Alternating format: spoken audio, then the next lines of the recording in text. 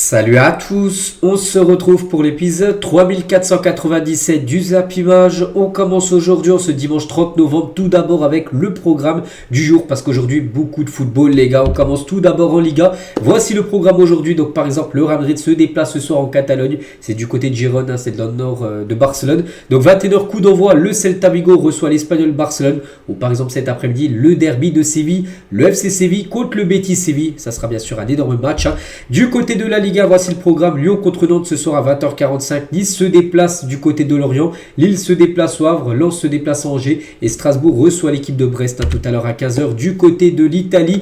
Donc par exemple, l'Inter se déplace du côté de Pise. L'Atalanta contre la Fiorentina. Belle affiche. Et ce soir, gros match. L'AS Roma contre Naples. Le premier contre le deuxième de ce championnat. Du côté de l'Allemagne, donc par exemple Fribourg-Mayence, à noter que les gros clubs comme Dortmund ou même le Bayern ont joué hier samedi bien sûr. Et du côté de la Première Ligue, là aussi belle journée de football. Manchester United se déplace du côté de Palace, l'équipe de Chelsea contre Arsenal, donc là c'est le gros match. Le premier, donc Arsenal se déplace chez son dauphin Chelsea. À noter qu'il y a 6 points d'écart entre les deux équipes. En cas de victoire des Gunners, ça, ils pourraient mettre 9 points derrière eux à Chelsea. En cas de victoire de Chelsea, pour revenir à 3 points d'Arsenal, donc ça pourrait relancer, on peut dire, totalement la Première Ligue. Donc verdict aux alentours des 19h30 pour savoir l'issue de cette rencontre. Et Liverpool se déplace à West Ham. On sait que du côté de Liverpool, la situation est très très critique. Et Steven Gerrard est inquiet par rapport à la situation de Liverpool. N'oubliez pas que là, s'il y a défaite, c'est quasiment sûr. De Liverpool, Arne Slot, les gars, ça sera fini. Et Gerrard dit, la légende, bien sûr, du côté des Reds. Donc on ne peut nier que Liverpool est en grande difficulté. La confiance est au plus bas.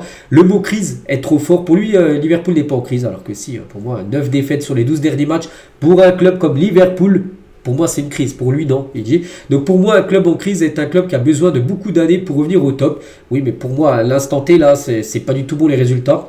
Il faut le dire que ce club est en crise. Ce n'est pas le cas de Liverpool qui a encore des joueurs exceptionnels. Mais on ne peut nier que l'équipe est en grande difficulté. La confiance est au plus bas et les défaites bien sûr s'enchaînent. C'est pour ça qu'il faut stopper l'hémorragie dès aujourd'hui.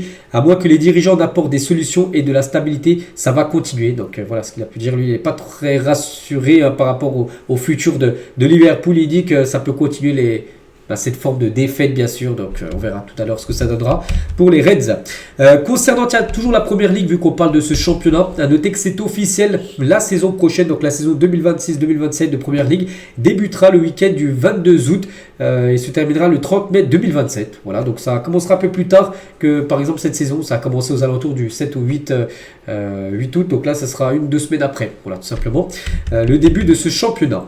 On continue avec Manchester City qui surveille de très près la situation de Vincent Kompany du côté du Bayern Munich. Le club est à la recherche du remplaçant de Pep Guardiola dont le contrat expire dans 1 an et demi. Guardiola en 2027, il est en fin de contrat. On ne sait pas s'il aura reprolongé ou pas, mais s'il venait à partir, et City aimerait tout simplement essayer d'attirer Vincent Kompany du côté du club.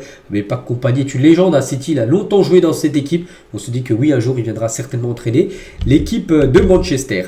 Peut-être pour l'après, on va dire Guardiola. On continue les gars avec Kylian Mbappé, c'est officiel. Mbappé a déjà sa statue avec le Real Madrid. Donc elle se situe à Dubaï au sein d'un parc à thème consacré au club. Il y a un parc Real Madrid du côté de Dubaï. Et voilà, il y a même un musée les gars avec la statue de cire tout simplement de Kylian Mbappé.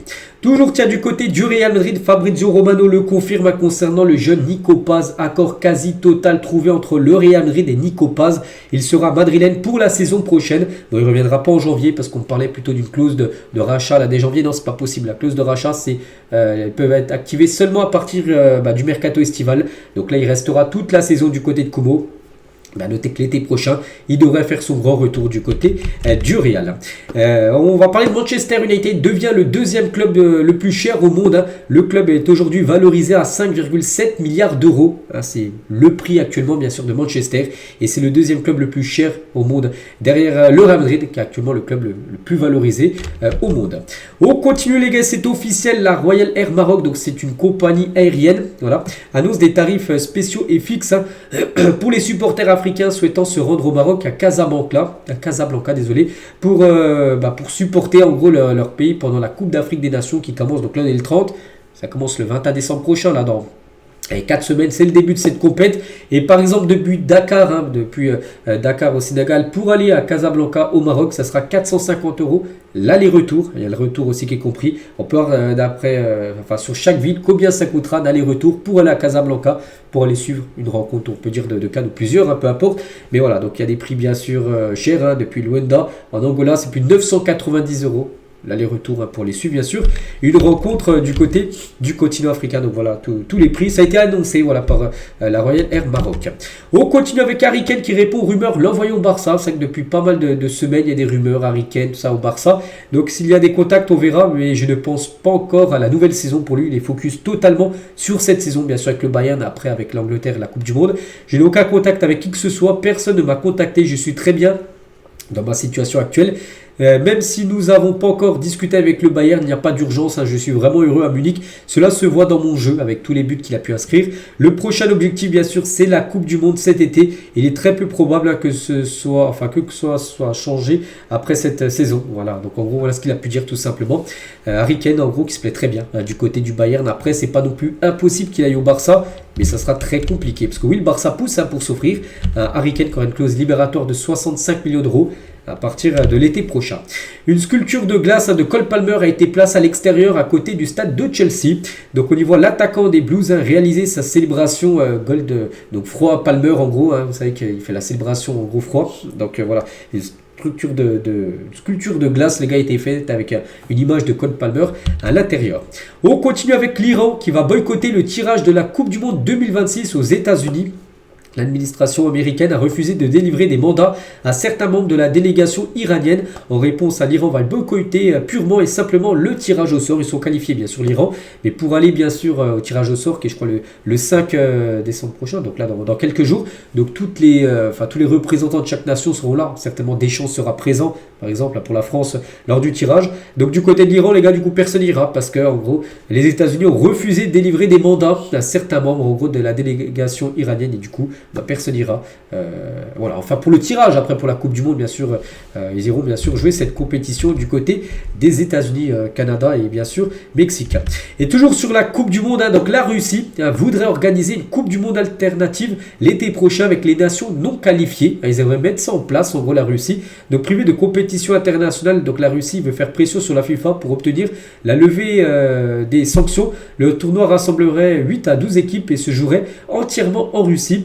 Si le projet se réalise, les équipes qui pourraient participer seraient la Russie, un peu organisateur, donc la Chine qui n'a pas été qualifiée, le Cameroun, du coup qui a perdu au barrage du côté africain, pourrait disputer cette Coupe du Monde bis, on va dire, bon une Coupe du Monde entre certains pays pas qualifiés, donc le Nigeria, la Serbie, le Chili, la Grèce, Pérou, Venezuela. Pour l'instant, le projet n'est qu'en phase de préparation, bien sûr. Rien n'a encore été confirmé, mais ça pourrait peut-être voir le jour, tout simplement. Cette Coupe du Monde, on va dire, parmi certains pays qui n'ont pas réussi à obtenir leur ticket. On continue avec la fondatrice du fan club de l'équipe féminine de Manchester United ne veut pas entendre parler d'un retour du joueur de l'OM en Angleterre, bien sûr. Voilà, concernant Greenwood, on sait ce qui s'est passé dans le passé, qu'il a frappé sa copine, tout ça. Donc tant qu'il n'aura pas exprimé des regrets clairs, il ne pourra pas, selon moi, revenir jouer en Angleterre, que ce soit avec la sélection ou même avec un club anglais, en gros, peu importe. Il n'a jamais admis qu'il s'était très mal comporté, comme s'il n'avait pas compris ce qu'on lui reproche, en gros. Pour rappel, le fan club de l'équipe féminine de Manchester avait fait pression pour que Mason Greenwood quitte le club. Il avait quitté le club, on se souvient, je crois qu'il était parti à Retafe, je crois, après, mais voilà. Donc tant qu'il n'aura pas fait en gros ses excuses, qu'il a je crois jamais fait Greenwood, et du coup pour lui revenir en sélection, c'est très loin, et même revenir jouer en première ligue, ou peu importe, ce ne sera pas possible, bien sûr, pour le genre anglais. On continue avec Florentino Pérez, un ballon sur le Barça et sur l'affaire Negreira. Il n'est pas normal que Barcelone paie le vice-président des arbitres plus de 8 millions d'euros sur 17 ans, quelle qu'en soit la raison. Et par un heureux hasard, cela coïncide avec la meilleure période sportive de Barcelone. Voilà, sur les 17 dernières années, c'est que le Barça a été très bon, enfin surtout lors des années 2010, ça a été exceptionnel bien sûr. Donc il dit le Barça, c'est leur meilleure période sportive, et alors que le Barça aurait payé l'affaire Negreira, vous savez. Donc en gros, il accuse tout simplement Pérez, en gros, voilà, le Barça d'avoir payé l'arbitrage, en gros, l'affaire Negreira. Donc c'est un arbitre bien sûr pour que voilà, le Barça soit favorisé par rapport à l'arbitrage. Donc voilà, ça va encore faire beaucoup parler, je pense, la déclaration là de Florentino Pérez. Et on finit aujourd'hui avec Luis Campos. le directeur sportif du PSG. Des renforts cet hiver du côté de Paris, il a dit ce n'est pas parce que l'on va beaucoup au supermarché que ça fait de nous de bons cuisiniers. En gros, c'est pas que le PSG va recruter 10 joueurs là en janvier, ça ferait une meilleure équipe parisienne. Ce qu'il dit en gros, hein, le PSG est attentif à toutes les grandes opportunités, mais on ne va pas empiler les joueurs ou mettre en danger l'économie du club. Voilà, donc je pense comme que Paris ira chercher quand même certains joueurs parce qu'avec toutes les blessures comme qu'il y a eu depuis le début de saison, le PSG devra se renforcer, c'est sûr. Mais voilà, ils vont pas faire 10 recrues, mais je pense au moins 2 joueurs, 2 voire peut-être même 3 pourraient avoir lieu pour le mercato parisien. Donc voilà ce qu'il y a à dire aujourd'hui. J'espère que ça vous a plu. On se retrouve nous demain bien sûr. Demain lundi, on fera le point sur tout ce qui s'est passé sur ce week-end. Et moi je vous souhaite une bonne journée et à demain.